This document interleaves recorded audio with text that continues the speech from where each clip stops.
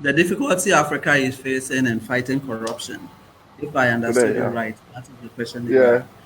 To yeah. me, I think Where are that we? Where are we today in the one fight of against the corruption? problems for Africa fighting corruption is the lack of the political will. There is no political will to fight corruption. For instance, the former president of Ghana, Kufuor, Kufuor, in one of their congress, when he was giving a speech over there, what he said was, corruption is as old as Adam and Eve, and it is not his party that introduced corruption. And so, what he's trying to tell you is that he's not ready to fight corruption. So, there is no that political will to do that. And you have institutions fighting one another because the other one is in favor or not. For instance, we said that in Kenya, the Anti Corruption Commission was prevented by the Attorney General from uncovering evidence of corruption in a company that was accused of corruption. So there is no political will really to fight corruption, and I think it's one of the problems Africa is facing. Also, I would say the culture of forgiving of this behavior. We have a culture where we said, "Na God," where I am in Sierra Leone, they will say, "Na God, let's leave everything to God." When people are accused of corruption or anything, our leaders, instead of bringing out to face the law as it is, we just say, "Okay, they are leaders. Let us forgive them and then continue with it." And this is really making the corruption to thrive, and it's not making us to be able to fight corruption. And also, I would say we don't protect the whistleblowers, those who bring out corrupt politicians and corrupt people in our society. We do not protect To the them. point. Many times, those who bring those kind of things out, you see that they disappear, they die, and you don't even find them anymore. We don't have those protection for them. So even if I know about corruption, I keep quiet and I do not say anything about that. And it is really making the fight for corruption very difficult. And our institutions also, the judiciary, the legislature, and then the executive, which was supposed to have that balance where check and balances were supposed to happen. The judiciary, the head of the judiciary is appointed by the president. The head of the law enforcement agencies like the police, the military, and whatever, they are all appointed by the military, by the president, sorry. And so one president comes and change this law enforcement and then put his own person there. He changes and put, so which law are they going to enforce? Whom are they going to prosecute? So if your party is in power, then all the corruption you want to do, you can do without anybody really pointing hands at you. And I think that it is really something that Africa is struggling to overcome in order to fight corruption.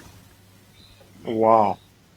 Wow, Patrick, thank you so much. Thank you so much for hitting the nail hard on the head. Can you guys hear me? Okay. Yes, we are hearing. Okay. Thank you. I think we lost Promise. I would have loved him to touch on this point. Maybe we'll continue while we wait for him to come back. There's something Babiro mentioned earlier on when he was speaking of Kagame. You give the example of Kagame as someone who is working hard for the development of his country. But due to the fact that he has cut ties with France and Belgium, he's been labeled as a dictator. And this is something which is common in our continent. We might give other examples such as Gaddafi or Mugabe. When Mugabe cut ties with America, he was being labeled as dictator.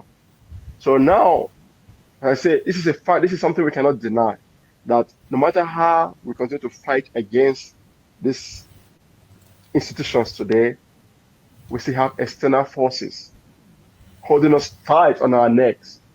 We're not able to breathe. By the end, as I say, when there need to be that will, that political will to say enough is enough. And that Sure. is what we are lacking. Like everybody, it's funny that an institution set in Nigeria to fight corruption is being held for preventing the corruption. So you see, these are things that are concretely, whether we like it or not, daily ruining our lives. And every day, the young people are getting involved. Today, I saw something on Facebook. The guy said that the populations in Nigeria waiting to steal are more than the Yeah. population or more than those already stealing.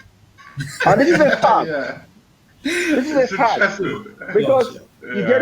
you get a young person who says, I want to go there and do my thing. Go there and Yeah. steal. It's my own, everybody has his own turn. And it's sad. So how do you guys think? Or what concrete ways can you guys propose It's to the young education. Africans to fight against corruption? It's education, Nelson. You see, Promise talk about employment in Nigeria. Very funny. And then he forgot that, in fact, the kind of education we give to our young people does not give them the access to be creative, critical thinkers. Yeah, we are with you. We are with you. Abiba, we are with you. I think he's having some internet problems. Uh, Okay. and Patrick, you as he want to was go? saying, I think I agree with him that education is one of the main uh, things that Africa can use to bring an end or reduce the aspect of corruption. Because what we even come to know is that the countries where education is high, corruption is very low because you educate not just to read and write, but also morality is involved in education. And morality involves wrong and good. So you teach them that corruption is wrong, it goes into the mind, and then there is a behavior change, which brings about a positive effect of it. And then I think also that one of the things I would also like to say is that many of the African countries have independent anti-corruption. For instance, in Nigeria, we have EFCC. In Sierra Leone, we have Anti-Corruption Commission. In Ghana, we have also one there. Each one is They independently want- fighting corruption. And Yeah. they have not been effective. You will agree with me, they have not been effective. What I would like Wow. to say is that corruption is more than individual countries fighting it. And what can be done is that African countries should come together. There should be that interstate corruption committee that they should set because there are certain corrupt people who stay in one country with their organization but perpetuating corruption in another. And you are not able to prosecute them in your own place there. So if there is that interstate commission, I think it's going to help in fighting corruption. It is not just about one person because goods move from one country to the other. And then corruption also involves that there are goods that are moving. When I was going to the northern part of Ghana, I found out that there were so many petrol filling stations getting to Burkina.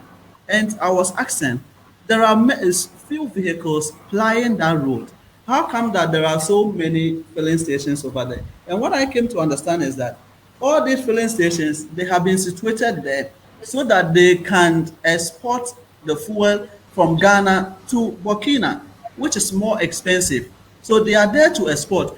If there is no interstate anti-corruption commission, who is going to prosecute them in this? So I think we bring something like that, and we can, and to strengthen our institutions also.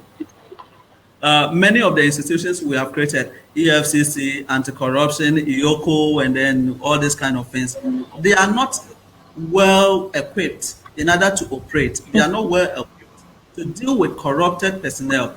In Ghana, Akufo-Addo just appointed whatever his name, I don't even remember the name. Until then, for almost 2 years now, there has not been a single person who have been prosecuted for corruption. And so, are there no corrupted people in Ghana? There are no corrupt No, people they in are Ghana. not. No, it's okay. They are not there. If they are not there, then why do we appoint somebody like that?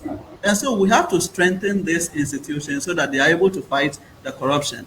And we should be ready to protect the whistleblowers, as I said before. Those who bring out corrupt personnel, we should be ready to protect them.